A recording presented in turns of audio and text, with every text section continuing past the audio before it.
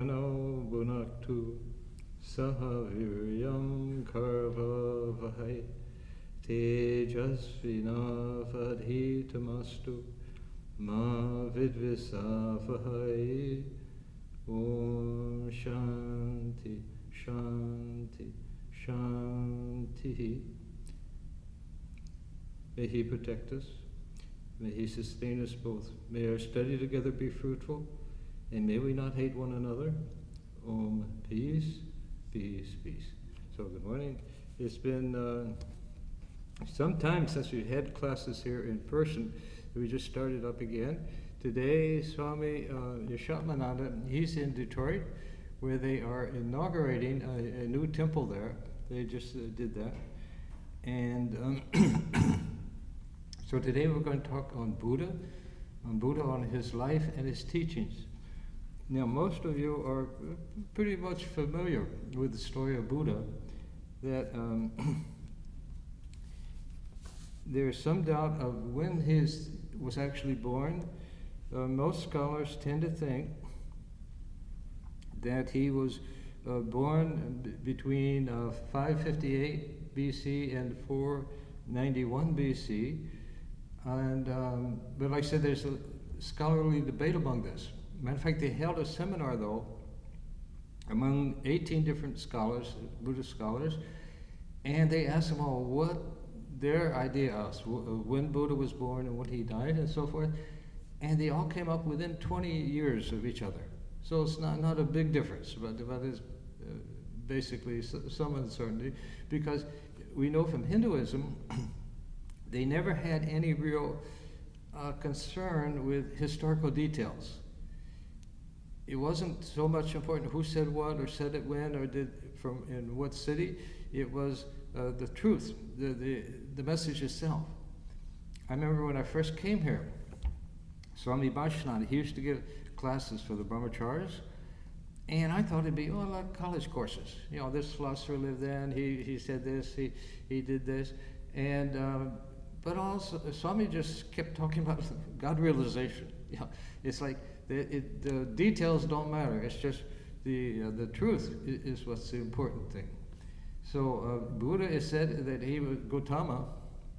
He is born. His father was like a minor king, and when Buddha was born, as is the tradition in India, they would call in the astrologers, and the astrologers prepared a horoscope for him.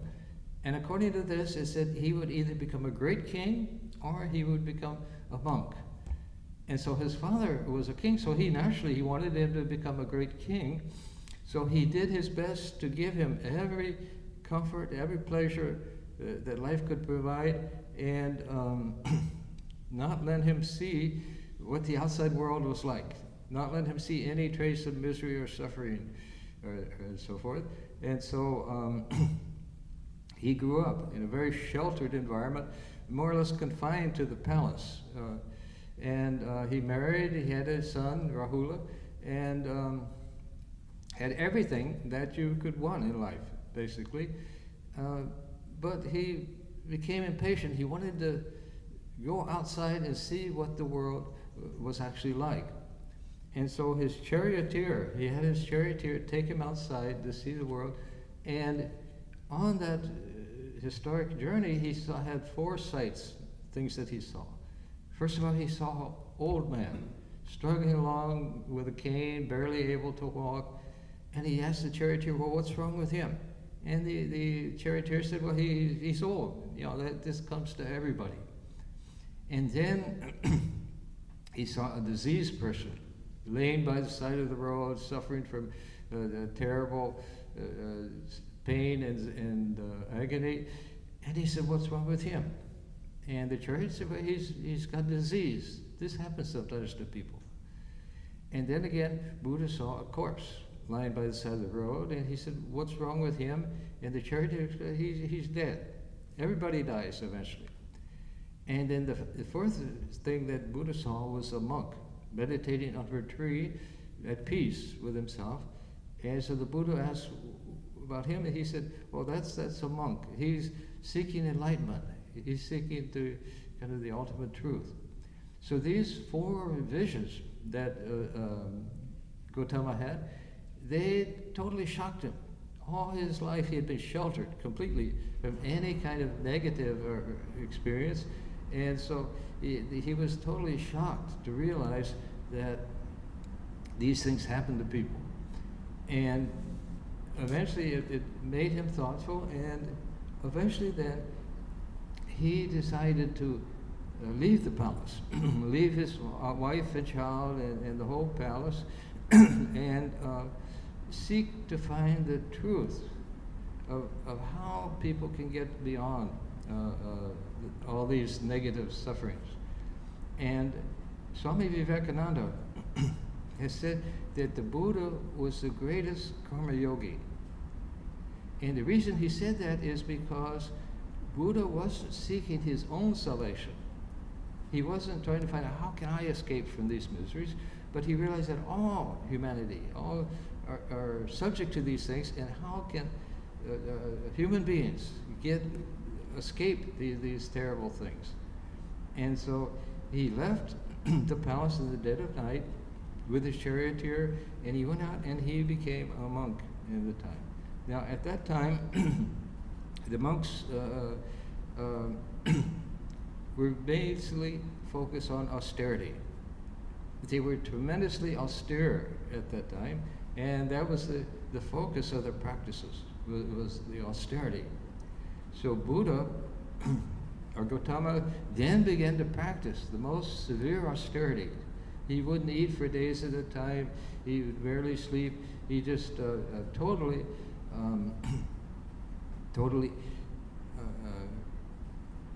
kind of renounced everything in order to try to find the ultimate truth. And as a result of this, he became so weak that he couldn't even stand.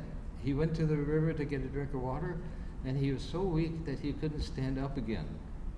And at that time, a woman named Sujata, she came and she gave him some pice and fed him with some pice, and that restored his strength. And out of that, he developed his doctrine of what he called the middle path. He said that the body is an instrument, like a violin. He said if the strings of the violin are too loose, it won't play. But if they're too tight, then they break. And he said you have to go between the two extremes and follow kind of the middle path. And for him, the goal of all spiritual practice and everything, it was not to get to heaven or to anything, but the goal was to find the ultimate truth about the suffering that people go through and how to get beyond it. And so that's just why Swami Vivekananda said he was such a great karma yogi, because he wasn't doing it for his own sake. He wasn't doing it so that he could find salvation, but he wanted to find for all humanity of how they can escape these things. And so he spent years, they say, doing tremendous austerities, and then eventually he sat down under the bowl tree, and he resolved, I shall sit under this bowl tree until I realize the ultimate truth of things, or I will leave the body.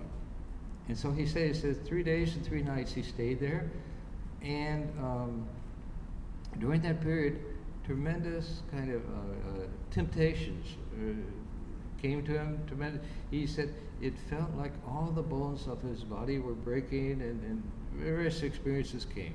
They say Mara, or Maya, was all the kind of the temptations and attractions and things came, but he struggled with it. He struggled throughout the night, and eventually then he attained the enlightenment.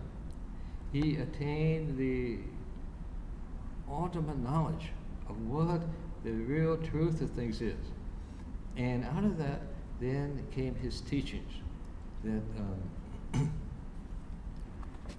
So he taught, basically his teachings are summed up, and particularly the main book, as you know, is the Dhammapada, but his teachings were summed up in the Four Noble Truths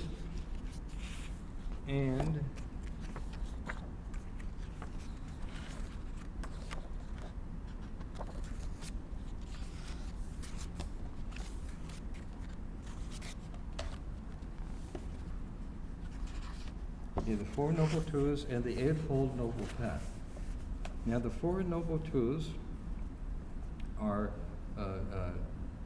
suffering, dukkha, that life is suffering, and it exists as part of human life. It's a basic part of human life, that within all life there's suffering. And then he decided that there's suffering, and he determined the cause of the suffering, which he said was tanha, or thirst or desire. Now, by tanha is meant not just desire, but selfish desire. And he said it's this selfish desire that keeps people unhappy. You know, people were full of desires, things we want and things we like I said, most people, they're driven by attachment and aversion. They see some things, they like it, they want to have it, or they see things that they don't want, and then they try to avoid it. So, attachment and aversion, and because these are here, because these drives are here, that I've got to have this thing, it leads to a suffering of the mind. For example, if you want something, you may struggle very hard to get it, but you'll find that all the time you're struggling, you're not happy. You're frustrated. You're disappointed. You're upset that you can't have these things that you want, that you need, and so all the time your mind is not at rest. It's in a disturbed, agitated state. And the second thing is the aversion. There are things we don't want, and that creates fear. So for most people, there's all kinds of fear. Even if they have everything, they're afraid they may lose it. And in fact, they will. When they lose it, eventually you lose whatever you have, whatever you've kind of held on to. You find eventually time goes on and it changes, and you may eventually lose it. So most people, they are full of both this attachment of being frustrated because they can't get all the things they want, and also the fear that the bad things, the things they don't want, will come to them. And so he said this tanha, this thirst, this desire, it keeps people unhappy, makes them miserable. And then he said that there is a way out of the suffering, and that way is Dharma.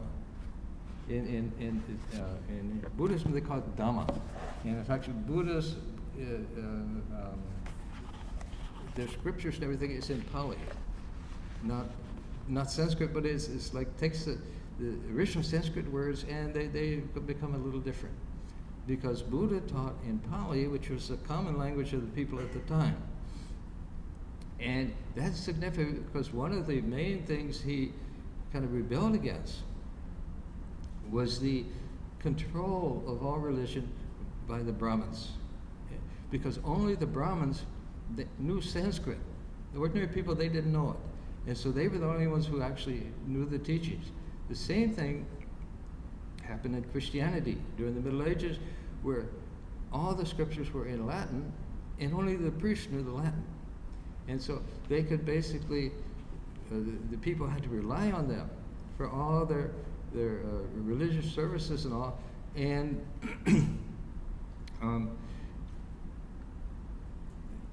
they had a kind of control because they were the only ones who could actually understand it.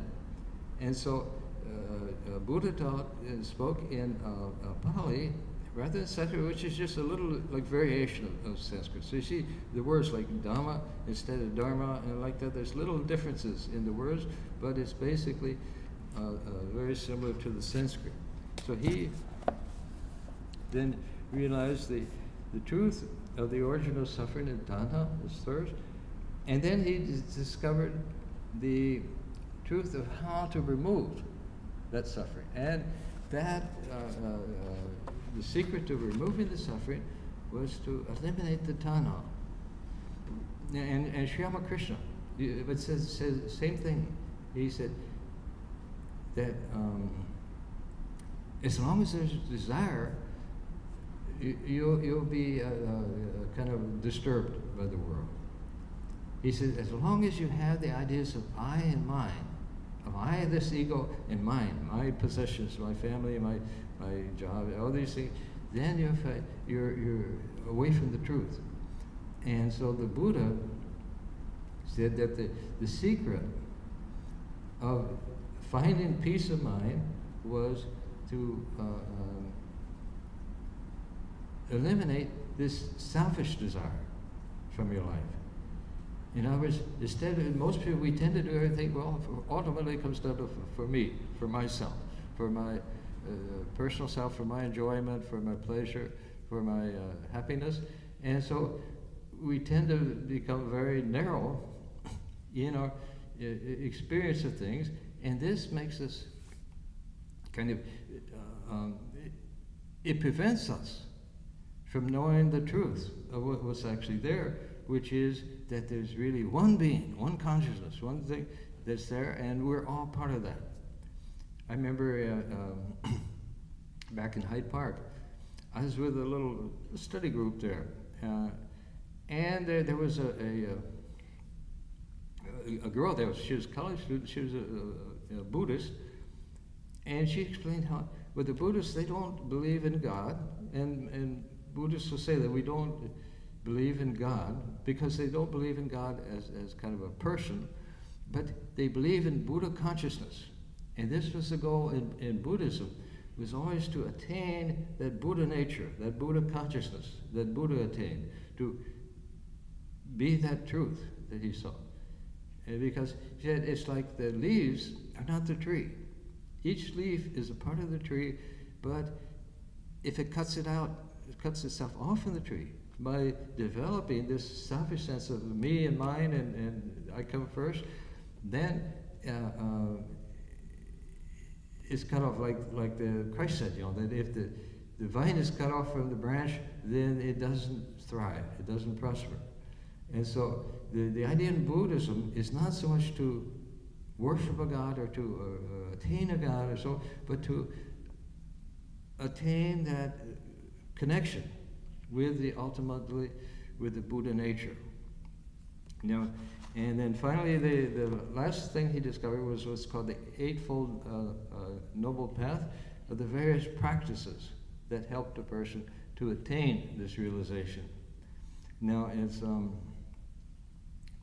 Buddhism is sometimes viewed as negative in the sense that they're saying that life is suffering and so forth, but in fact it's just kind of a reasonable kind of understanding of things, that there's good in life, there's pleasure in life, but there's also, it can be negative experiences in life, and the two come together. It's like pairs of opposites. If you want the good, you try to hold on to the good.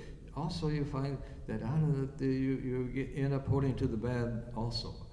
And so he taught that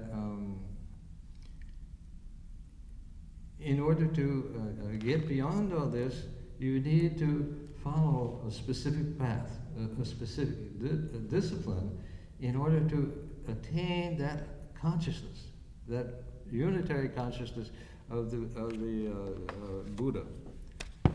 And so the Eightfold Noble Path consists of right views. These are unbiased views with regard to all ideas and facts of life. And this is, actually this is on the mystics, good mystics theory, but they emphasize, and the Sri Ramakrishna also, they emphasize the great importance of truth.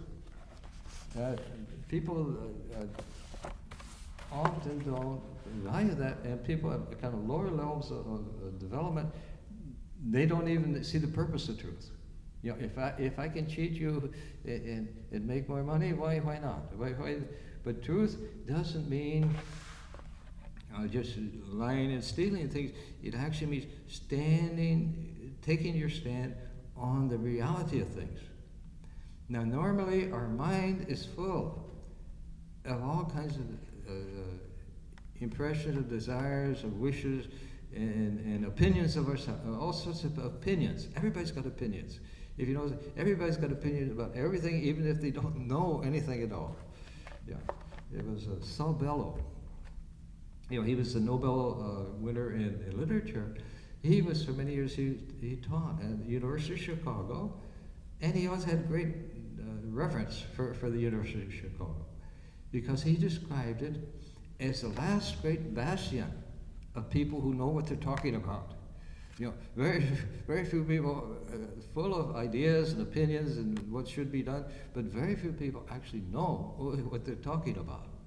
And this creates psychological problems because you don't know who you are anymore.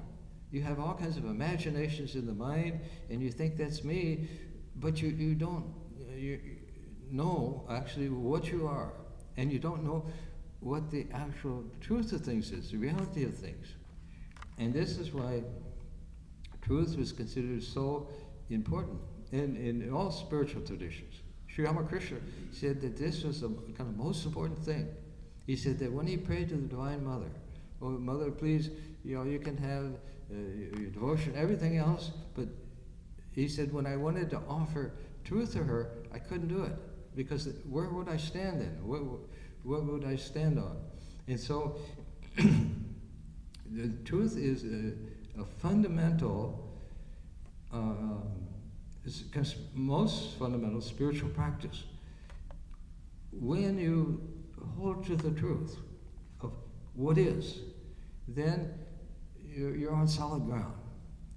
Otherwise, you have all kinds of fantasies and ideas and thoughts and things that your mind gets so confused you don't even know who you are anymore. Most people, as they grow up, they start developing a self-image, playing a role, trying to be James Bond or something, and that keeps them in a state of unsteadiness, because they've created this kind of fictional view of themselves, and then they have to defend it. So if anybody says anything bad about you, then they get very upset. Because they've undermined your sense of self. But the actual sense of self, it should rest on truth, on the reality. Then it's on solid ground, and then your mind tends to become stable and settled. You're not always trying to defend yourself or protect yourself, and so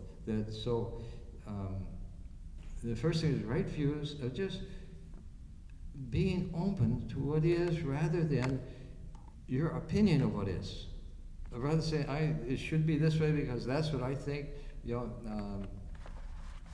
Then as soon as we claim something, that this is my view, this is the way I think it should be, then we feel a necessity to defend that view. If anybody else disagrees, we say, oh, that person's wrong, he can't be right. And so truth and taking your stand on truth is the foundation of your whole kind of spiritual path. The first view is right views, then the right aspiration, which means you want to reach a higher state of consciousness. You want to reach a point where you get beyond the normal human sufferings and so forth, and you actually attain a higher state of realization. Then there's right speech, which means not only telling the truth, in other words, not only avoiding lies, but trying to speak in terms of what is.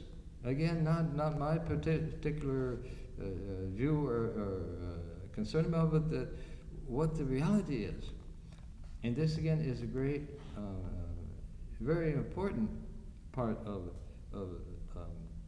spiritual. Then right action, basic morality, non-killing, non-injury, the golden rule. Do unto others as you would have them do unto you is kind of the foundation of all ethics. Then there's right livelihood, which means just your career, your livelihood should be something in accordance with Dhamma. It should be righteous. Then right endeavor, which is allowing not struggling, trying to keep the mind pure, trying to keep it focused on higher things. Then comes right mindfulness, which is developing the quality of awareness. And then finally, then the right concentration, which is the various meditation techniques.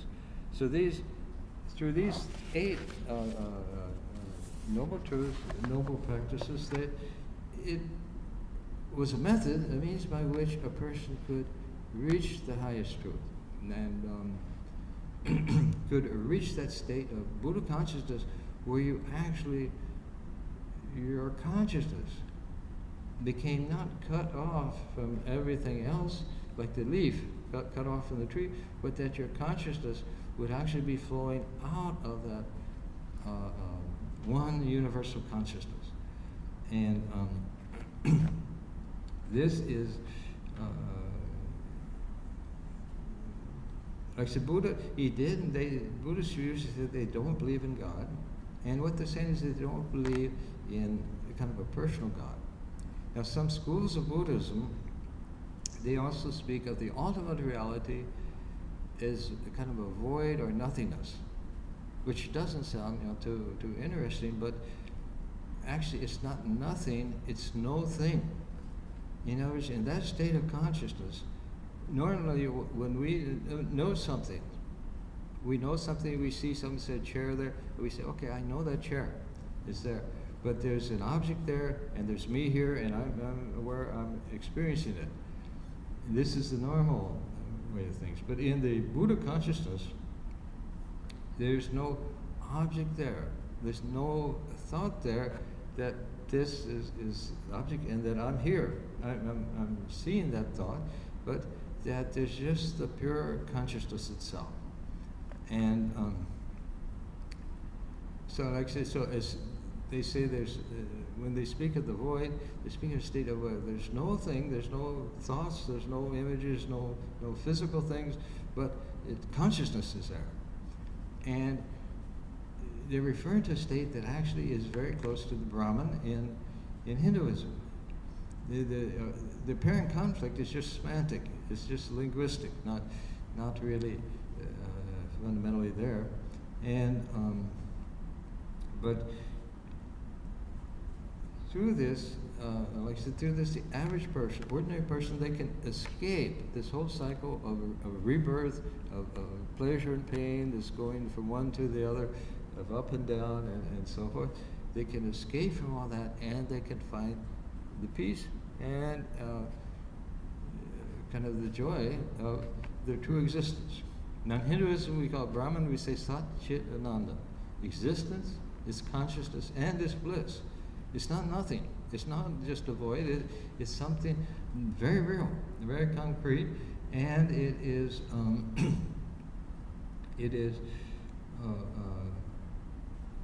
something that is very solid and real, and can be attained by any individual, because ultimately it's our true self. It's who we really are. When we set ourselves up as an ego, our sense of identity, it becomes, okay, I'm this body here. I'm this one particular body. I'm different than all the other bodies. And I'm this one mind here. I have my own thoughts, my own opinions and understandings, and they're mine. They're not the same as everybody else. So there's this separation, this isolation from the rest of the universe, and then you become cut off, and then you become frustrated. Then your natural state of bliss, of peace and bliss, is replaced by the tanha, by the desire. I'm this person, but I don't have all the things I need, so I need to get those things. So, and I need to get it from outside, from other people, from things and all. And so they don't, they lose your connection with the truth, which is that there's only the one consciousness there. Satchidananda, existence, consciousness, and the bliss. That's the reality, and out of which everything else has come. So, if you can attain that, and for the Buddha, to attaining that, it was called nirvana. In other words, you reach a state where you're in that consciousness. You're no longer a separate personal self experiencing separate personal things.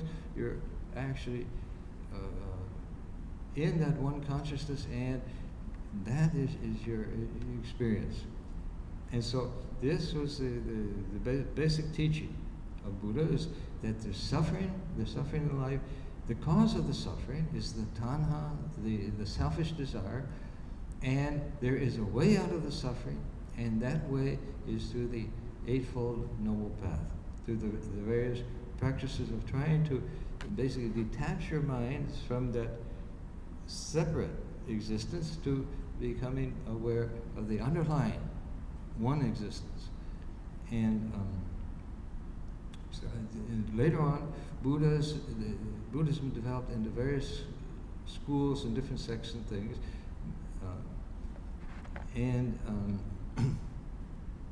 There are two main branches were known as the Hinayana, the lesser vehicle, and the Mahayana, the higher vehicle. In the Hinayana, the lesser vehicle, the goal was the Arhat. Now the Arhat is a person who has attained, struggled and attained the realization of his Buddha nature. And that's it. It's just, he's attained that for himself, and that's there. Now, but then the Mahayana says, not only should he attain it for himself, which ultimately isn't there, but that it's for everybody. So it's said that in Mahayana, many took the Bodhisattva vow, which meant that not until everybody, every being has attained realization, will I give my realization. Now Sri Ramakrishna, he described these two different types of souls. One he called the Jivacoti, the individual soul. This is a person who attains realization. He attains his realization, he attains his higher consciousness. And he said, oh, that's wonderful. I'm never going back. I'm never going to be born again. I'm done with that world. I just stay here in this wonderful state.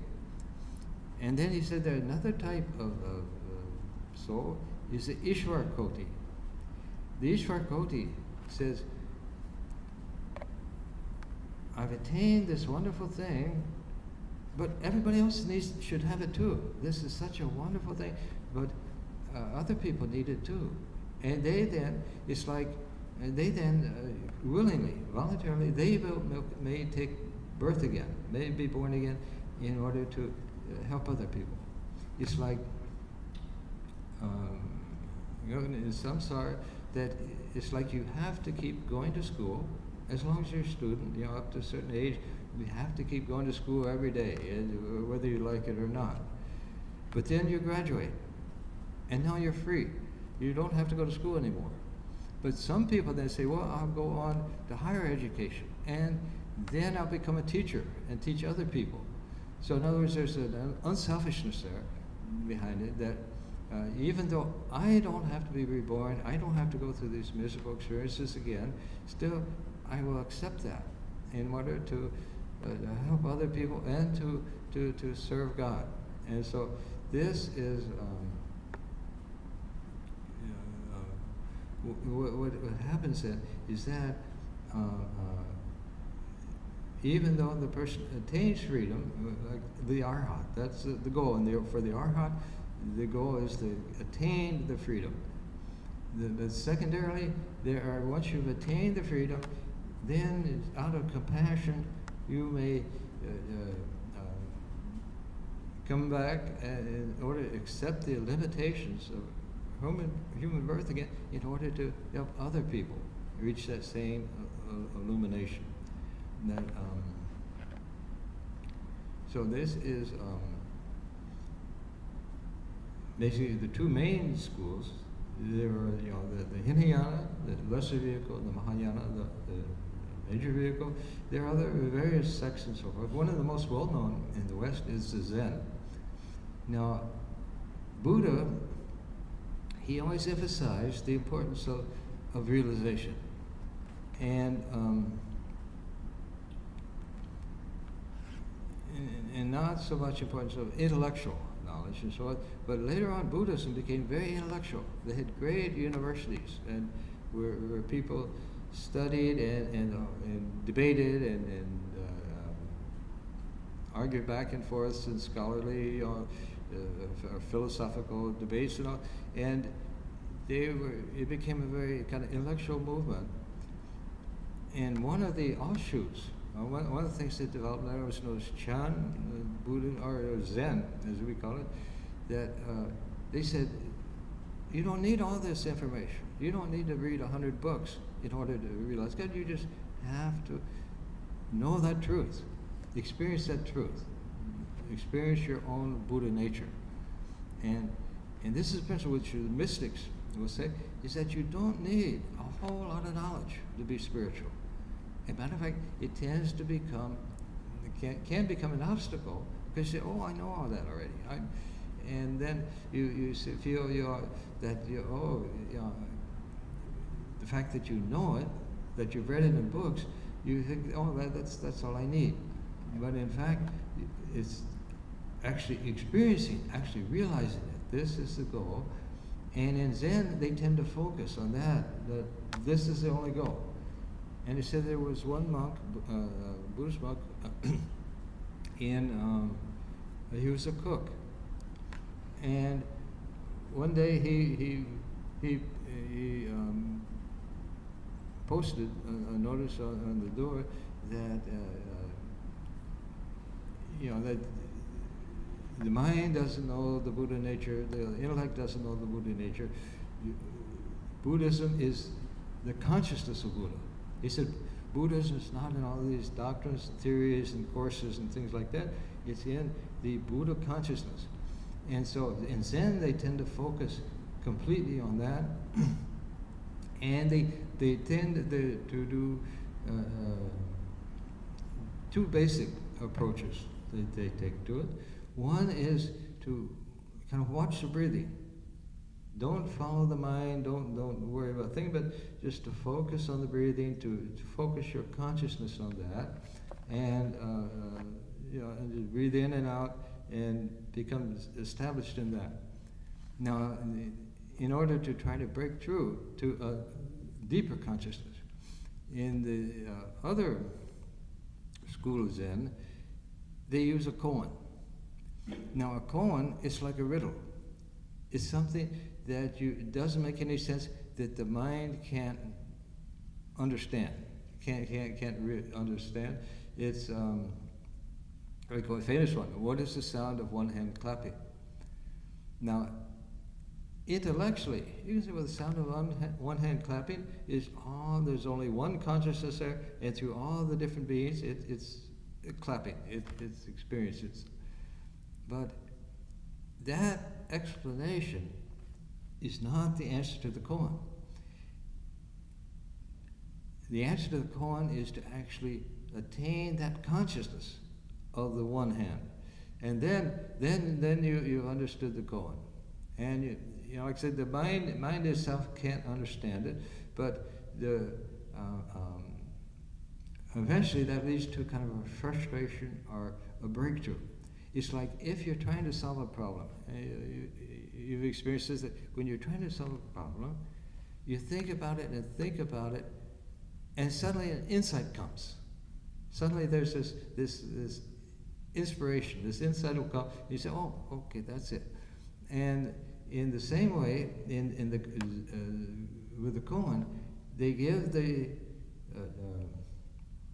person a riddle that he can't solve, but he keeps thinking about it, and eventually that leads to an insight, to an awareness. And then the sound of one hand clapping, he's in the state of consciousness.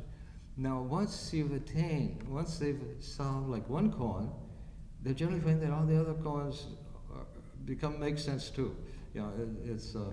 Once they achieve that breakthrough in consciousness from the ordinary, logical, everyday mind to that higher state of consciousness, then all the other koans, they'll make sense too. So this is the process, is that to try to give the mind a problem that doesn't make any sense by ordinary means, logic and so forth, but it will produce the breakthrough to this higher consciousness. And that's the whole function of Zen, is not to learn and get all kinds of information about Buddhism and so forth, but to attain that breakthrough to the underlying Buddha consciousness. As they say, it's they speak often of the the one consciousness, and they speak of the world as the 10,000 things. In other words, usually we're in the world, we're aware of 10,000 things, the 10,000 other people, all kinds of things going on. We're not aware of the underlying unity of things, of the underlying oneness of things. And so the Zen, they're trying to achieve that, and it is a result of a shift in consciousness. They sometimes talk about paradigm shifts. In other words, we are used to seeing the world a certain way, we're used to relating it in a certain way, we have certain understanding of it in a certain way, but what you're seeking is the kind of breakthrough to a totally new level of consciousness. And so in Zen, they're focused on just that breakthrough. You don't have to know all hundreds and hundreds of pages of Buddhist philosophy and so on. You have to focus on that one ultimate truth which the Buddha attained, that state of consciousness which the Buddha attained. And so this is, they'll use various techniques. So for example,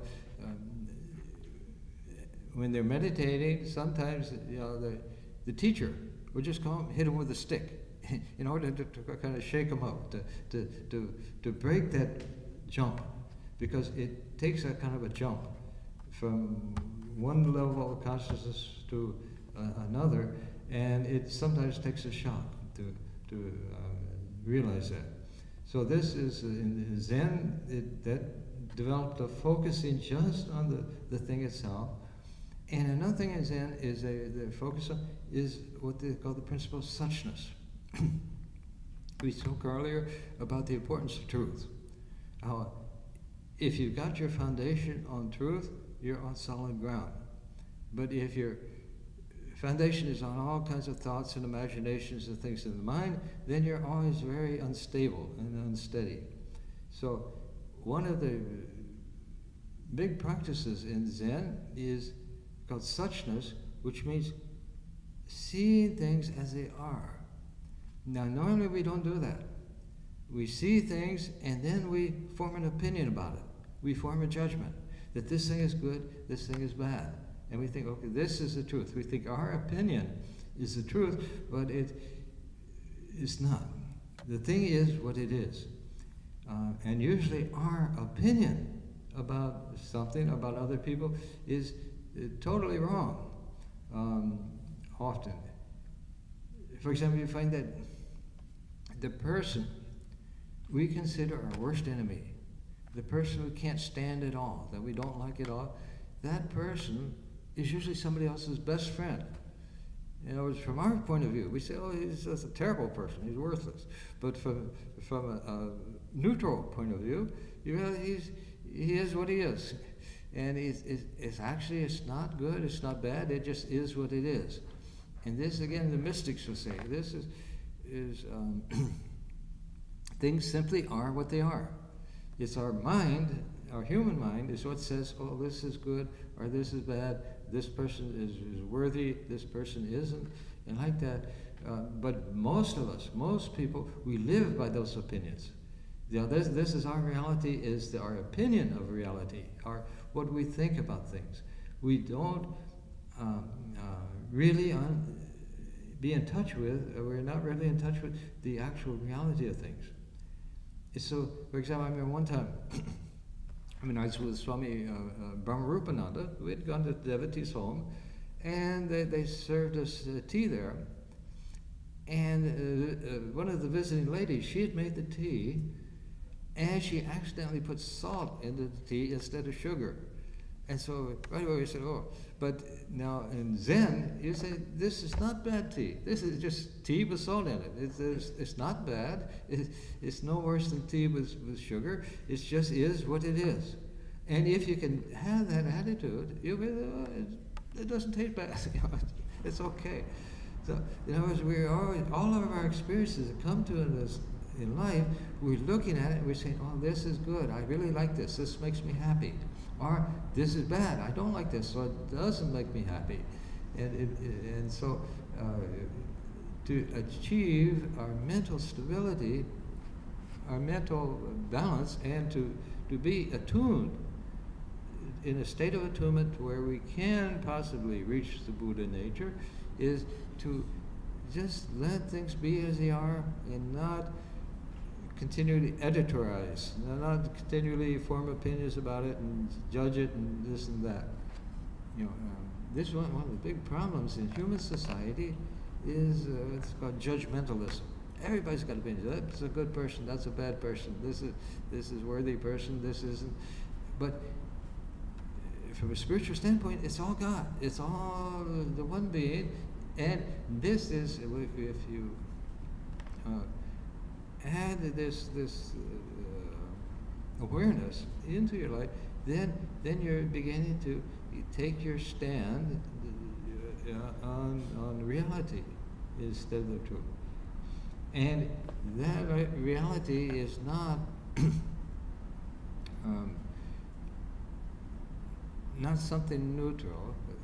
It's not something boring. It's not something that you forget about. But it's something truly kind of glorious that opens up to you.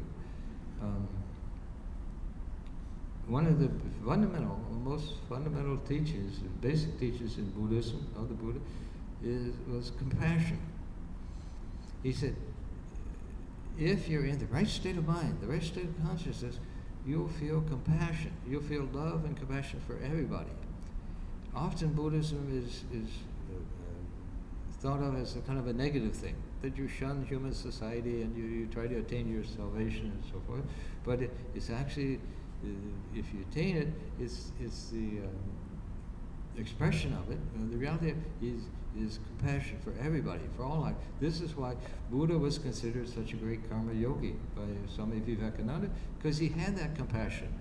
He saw these sights of old man and disease and so forth, and he realized everybody is suffering for this, and somehow, how can everybody be released from this suffering? And so this is, like I said, this is the, there's a story about Buddha. That once, after he had attained his enlightenment, after he'd gone sometime, after some time, he went back to visit his father again. And his father, of course, was a king who had wanted him to become a king. And when he met the Buddha, he realized that he was no longer just his son. And he said, I would give you my entire kingdom, but you would just consider it as ashes. And then the Buddha responded, and he said, if you can let go of the son that you've lost, then I can give you something much greater, the Buddha, the source of compassion. And so this is ultimately what you're trying to achieve, is to attain that consciousness, that Buddha consciousness, which saw no differentiation between Gautama and everything else. And this also, see, when you start to get into that state of your life not being driven by your opinions and your attitudes and your wishes and things like that, your personal desires, when you can start to get into that state, you'll find that life just begins to flow. And you'll find that you don't actually have to straighten out the world. You don't have to straighten out other people. The world is fine as it is, but you're in tune with it then. And this is the state you want to reach. It's like, say, when you see a beautiful painting, so you go to the museum, you see a beautiful painting, you don't have to fix the painting. You don't have to say, a little more red there, a little more blue there. You just enjoy the beauty of the painting. And this is what life becomes. It's just enjoying the beauty of it. When you're full of your desires and frustrations and wishes and things, and you're always thinking this should be this way or that way, then you don't see the beauty of it. And everything becomes stressful. Everything you're always saying, this has got to happen. I've got to make that happen. And then it all becomes kind of a struggle and a difficulty. And it's like you're carrying, because of the ego, you're carrying this huge load on your head. But in fact, the universe, it will go on fine, with or without you. It will be exactly what it's supposed to be. And so it's like, Ramana Maharshi once said that if you're taking the train, say from Calcutta to Benares, you can take the whole trip with all your luggage on your head, and get there, or you can put your luggage on the rack and relax and enjoy the trip. Well, when we have this ego, and when we're thinking, oh, I've got to do it, I've got to make this happen, I've got to make sure this goes. When we've got that sense of ego, then everything is, we're carrying this whole burden of trying to struggle to make the universe behave, make other people behave, and so on. But when we are begin, and this is fundamentally from kind of devotional standpoint, you say, is surrender to God. This is the most fundamental kind of core teaching of all the mystics, is surrender to God. As long as you're saying, I'm in charge here, I've got to make things this happen and that happen, and I've got to make it happen the way I want it to happen, then we find that all of life becomes kind of a struggle and a burden. Everything we accomplish is accomplished by overcoming obstacles. And in the process, it's always kind of wearing us down. It's like the person on the train is carrying all his luggage, sitting there with all his luggage on his head. He's carrying that burden the whole time. Whereas Ramana Maharshi said, you just put it aside, leave it in the hands of God, and then you'll find that you can begin to actually enjoy the trip, and you begin to actually understand the trip, see the beauty of the trip. And this is what happens as a person becomes spiritual. Is they become more and more the sakshi, the witness of what's happening. When I'm looking out and I'm saying, I'm judging everything. I like that person, I want them to like me, I don't like that person, I want them to stay away, and you're seeing everything in terms of your reactions to it, then you're missing the beauty of it, because everything becomes like a contest. You're in a situation, say you go to a party, other people there, and all the time you're thinking, oh, I wonder, do the people like me? Am I making a good impression? Did they understand my witty joke? And all this. And so you're always kind of out of balance. But when you can sit back and just witness it, and this is actually, you realize the world is actually nothing but a movie. It's just entertainment. We're not human beings. We're not the physical beings. We're not actually even in the world, but we're watching it. We're aware of it. And that awareness, in its most purest form, that awareness is the Buddha nature. And so when you learn to stand back into that Buddha nature, then you'll find that all life becomes just a wonderful experience. As long as you're evaluating the person, a thing with your mind, you're not seeing the real person. You're seeing your mental image of it, and then you're reacting to that. But when you can kind of relax and let people let life be what it is, you'll find it just then starts to just kind of flow without stress, without strain, without this huge burden on you all the time, and without the fear that most people have, the uncertainties and things. You'll find that life, it just goes along quite well, and it then becomes actually enjoyable, because you're gradually becoming aware of the source of the joy. As long as I think outside is the source of the joy, my happiness depends on what happens outside. what other people are doing, what the economy is doing, this or that. And so then my happiness is very up and down. If things go well, then I'm happy, oh wonderful. If they go bad, then it's like the person. And this is Buddha's tanha. Through that tanha, through that desire, you get caught up into the world.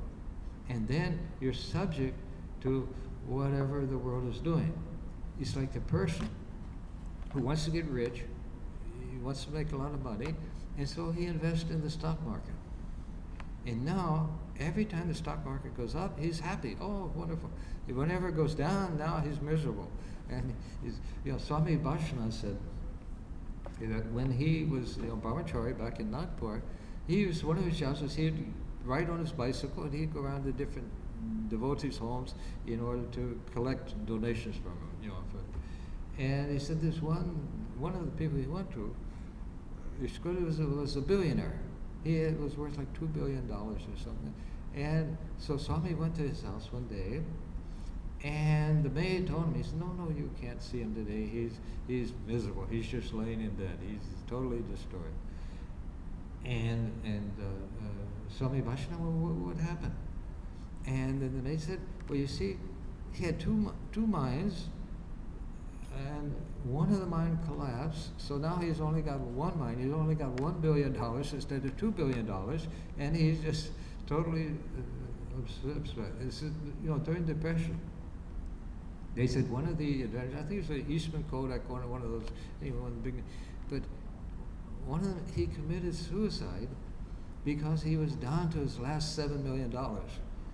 And so when we're thinking that all of our happiness depends on the outside world, and we try to hold on to it from the outside world, then we can, our happiness is very fragile, very, very flexible. But when we realize that all of our happiness, actually everything we need is actually within us by our very nature, and that all we have to do is just kind of sit back and watch life go along, then you'll find that you'll begin to find the peace, and you begin to become established in the Buddha nature, which was what the Buddha had tried to teach.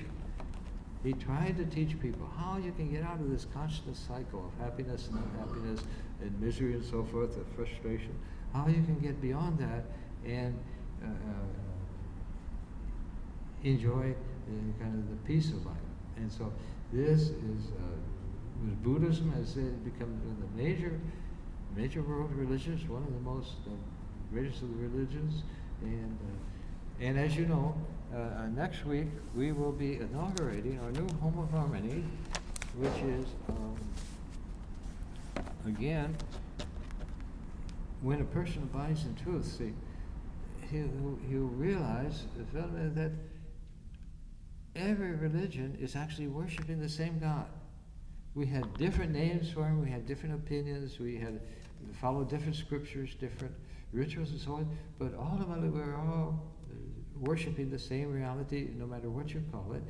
When a person realizes that, then you realize that we can be different and still be friends. We don't have to fight, we don't have to compete and struggle with each other, and as not often happens, but I can be right, but that doesn't mean that you're wrong.